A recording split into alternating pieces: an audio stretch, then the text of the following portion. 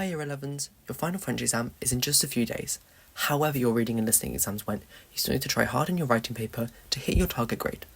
The date for this exam in 2024 is Friday the 24th of May, and it's a morning exam, so in this short video, I'll discuss how I would advise for it at the last minute. Alors, let's start off with some basic advice. Now this is probably quite obvious, but read the question carefully. It is so easy to miss out on one little word in the question that will completely change your answer. It's also really important that you know your tenses, as you need to use past, present and future time frames in your exam.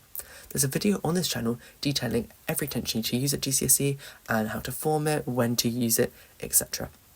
Make sure that you know some sentence starters that can allow you to make more complex and impressive sentences, as well as interesting connectives, as these can make your sentences more developed. I'll show you some of the best ones you can use later on in the video. I'd also recommend learning some complex opinion phrases, and if you want a PDF of some nice grade 9 phrases to use, you should visit www.astarfrench.com, and also recommend watching the GCSE video of the 90-word walkthrough. Here's a collection of some of the connectives you can use, so feel free to pause the video and write them down, and I've also got some complex opinion phrases here.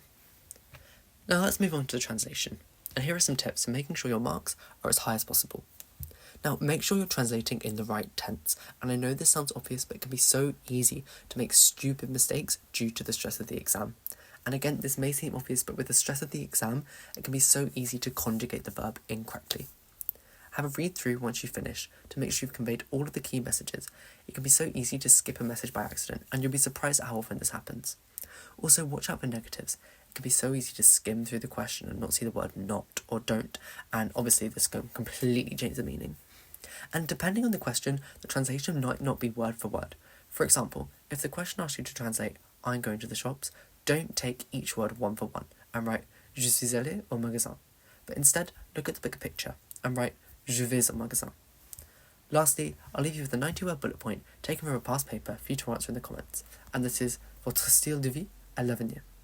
In a question like this, I try to use at least two types of future tenses, the near future and the future simple. That's all for this video, so let me know how the paper goes on Friday and come back after results day to tell me what grade you get.